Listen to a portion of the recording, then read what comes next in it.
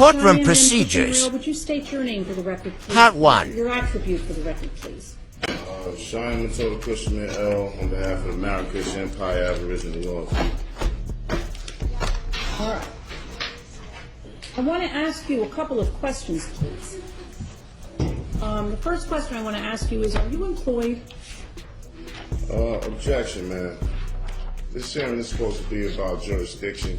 This court has no jurisdiction. The court has no jurisdiction to determine its own jurisdiction for a basic issue in any case before a tribunal. Well, if I have no jurisdiction to determine my own jurisdiction, how are you going to get that issue resolved? Listen, this case in this courtroom is a culpable, incompetent court of jurisdiction.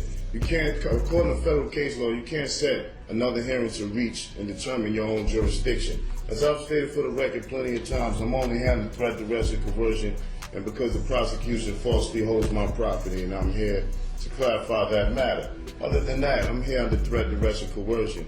It is completely against federal case law. It has power to act, and the court must have the authority to decide that question in the first instance. That's Rex v. Army versus Municipal Court of Los Angeles.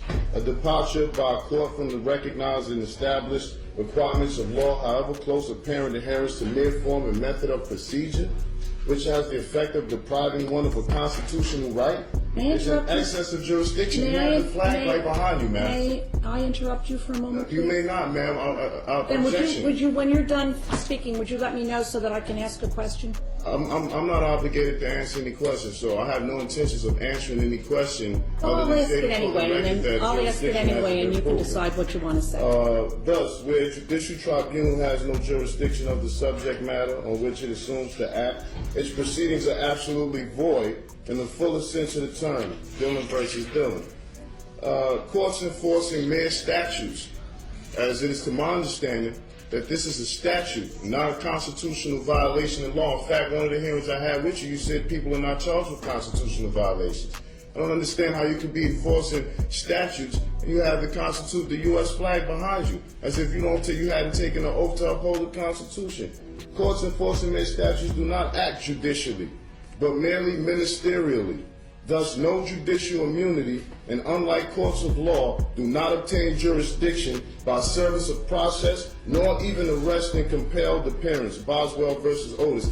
I've been here 3 or 4 times under threat, duress, and coercion. Prosecution doesn't even have folders in front of him. He has no objections. He has nothing to say. He cannot prove jurisdiction. This court should have been dismissed this case. This is a culpable court of incompetent jurisdiction. The fact that petitioner was released on a promise to appear before a magistrate for an arraignment, that fact is circumstance to be considered in determining whether the first instance there was a probable cause for the arrest. Monroe versus Popper. There is no discretion to ignore the lack of jurisdiction. Court must prove on the record all jurisdiction facts related to the jurisdiction asserted.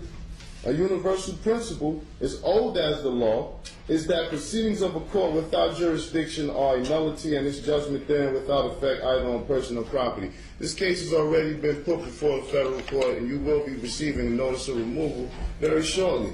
This court has no jurisdiction. Prosecution can't prove jurisdiction. This case shall be dismissed, and it will. Did you file a notice of removal with the federal court? Yes, you will be receiving it shortly. All right. When I receive it, I will rule on it. This is my question to you, however. Are you employed? I'm not employed. I'm not employed with any corporations incorporated with the state of New Jersey. Are you employed with any corporation that's incorporated outside of the state of New Jersey? Objection. I'm not here to answer questions about my employment. The last time I was made aware of this was supposed to be about whether this court has jurisdiction, and clearly it doesn't. A question about employment has nothing to do with whether this court has jurisdiction, so I'm not obligated to answer those questions. Now, I shall not be answering any more of those questions that are not pertaining to jurisdictional facts. Well, this is my question to you. I asked it before. If your position is that this court has no jurisdiction to determine its own jurisdiction. Objection, man. That is not my ruling. That is not my holding. I've given you the federal case law regarding such. Maybe you can take some time out that you need to do to recheck that, but that's what the case law says, not what I said. Well, I do have jurisdiction over you. Number one, you're here in my courtroom. Objection, Number ma'am. two- You do not have jurisdiction over me. I'm here by way of threat, duress, and coercion. The federal case law stipulates already that compelled appearance and arrest warrants doesn't give a minister acting ministerially and not judicially enforcing their statute's jurisdiction. That's incorrect and false. You do not have jurisdiction because I'm here. You've told me before when I was here that you would lock me up if I didn't come, which was threat, duress, and coercion.